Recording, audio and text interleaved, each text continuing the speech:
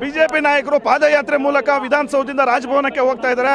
ನಮ್ಮ ಜೊತೆ ಕೇರ್ಪುರಂ ಶಾಸಕರಾಗಿರ್ತಕ್ಕಂಥ ಬೈರತಿ ಬಸವರಾಜ್ ಅವರು ಇದ್ದಾರೆ. ಸರ್, ಇವತ್ತು ನಿಮ್ಮ ಹೋರಾಟ ಸದನಕ್ಕೆ ಮಾತ್ರ ಸೀಮಿತ ಆಗುತ್ತಾ ಅಥವಾ ಮುಂದುವರಿಯುತ್ತೆ ಅಂತ ಇದನ್ನ ಹೋರಾಟವನ್ನು ಮುಂದುವರಿಸ್ತೇವೆ.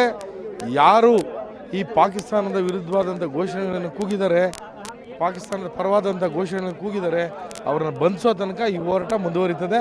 ಇದನ್ನು ನಾವು ಇಷ್ಟಕ್ಕೆ ನಿಲ್ಲಿಸಲ್ಲ, ಇದನ್ನು ಮುಂದುವರಿಸ್ತೀವಿ. ಇವತ್ತು ಸಂಪೂರ್ಣವಾಗಿ ಸರ್ಕಾರ ವಿಫಲವಾಗಿದೆ. ಬಂಧಿಸೋದ್ರಲ್ಲಿ ಕೂಡ ತಾರತಮ್ಯವನ್ನು ಮಾಡೋ ಮುಖ್ಯನ ಅವ್ರ ರಕ್ಷಣೆಯನ್ನು ಮಾಡೋಂಥ ಕೆಲಸ ಇವತ್ತು ಏನು ಕಾಂಗ್ರೆಸ್ ಸರ್ಕಾರ ಮಾಡ್ತಾ ಇರ್ತಕ್ಕಂಥದ್ದು. ಹಾಗಾಗಿ ಅವರ ವಿರುದ್ಧ ನಾವು ಪ್ರತಿಭಟನೆ ಮಾಡೇ ಮಾಡ್ತೀವಿ. ಇದನ್ನು ನಿಲ್ಲಿಸುವಂಥ ಪ್ರಶ್ನೆನೇ ಇಲ್ಲ. ಸರ್, ಈಗಾಗಲೇ ಎಲ್ಲ ಸಚಿವರು ಕೂಡ ಕ್ಲೀನ್ ಚಿಟ್ ಕೊಟ್ಬಿಟ್ಟಿದ್ದಾರೆ. ಗೃಹ ಸಚಿವರು ಕೂಡ ಒಂದು ರೀತಿ ಕ್ಲೀನ್ ಚಿಟ್ ಕೊಟ್ಟಿದ್ದಾರೆ ಅಂತಲೇ ಹೇಳ್ಬೋದು. ಅದಕ್ಕೆ ನಾನು ಎಲ್ಲೋ ಒಂದು ಕಡೆ ಗೃಹ ಸಚಿವರು ನಾವು ಭಾಳಷ್ಟು ಅವ್ರ ಬಗ್ಗೆ ಗೌರವ ಇಟ್ಟಿದ್ವಿ. ಅವರು ಕೂಡ ಎಲ್ಲೋ ಒಂದು ಕಡೆ ವಿಫಲರಾಗಿದ್ದಾರೆ ಅನ್ನೋ ಒಂದು ಮಾತು ಇವತ್ತು ಕೇಳಿ ಬರ್ತಾ ಇದೆ. ಎಲ್ಲೋ ಒಂದು ಕಡೆ ಅಸಹಾಯಕರಾಗಿದ್ದಾರಾ? ಅವ್ರಿಗೆ ಗೊತ್ತಿದೆ ಈ ರೀತಿಯಾದ ಜಿಂದಾಬಾದ್ ಕೂಗಿರ್ತಕ್ಕಂಥ ವಿಷಯ ಅವ್ರಿಗೆಲ್ಲರಿಗೂ ಗಮನಕ್ಕಿದೆ.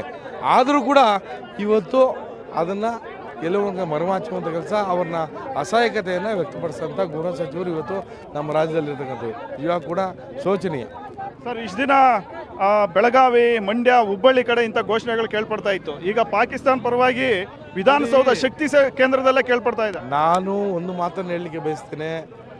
ಕಾಂಗ್ರೆಸ್ ಸರ್ಕಾರ ಬಂದಂಥ ಸಂದರ್ಭದಲ್ಲಿ ಇಂಥ ಘಟನೆಗಳನ್ನು ಮಾಡಲಿಕ್ಕೆ ಅವರಿಗೆ ಪ್ರೋತ್ಸಾಹವನ್ನು ಕೊಡ್ತಕ್ಕಂಥದ್ದು ಕಾಂಗ್ರೆಸ್ ಸರ್ಕಾರ. ಹಾಗಾಗಿ ಅವರು ಯಾವ ರೀತಿ ಇದು ಇನ್ನು ಮುಂದೆ ನಡ್ಕೊಂಡು ಹೋಗ್ತದೆ ಅನ್ನೋದು ನಿಜವಾಗ ಕೂಡ ಹೇಳಲಿಕ್ಕೆ ಸಾಧ್ಯ ಇಲ್ಲ.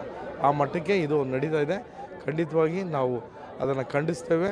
ಇವತ್ತು ರಾಜ್ಯಪಾಲರಿಗೆ ಮನವಿಯನ್ನು ಕೊಟ್ಟು ಈ ಸರ್ಕಾರವನ್ನು ವಜಾ ಮಾಡಬೇಕು ಅನ್ನೋ ಒಂದು ಒತ್ತಾಯವನ್ನು ಕೂಡ ನಾವು ಮಾಡ್ತೇವೆ.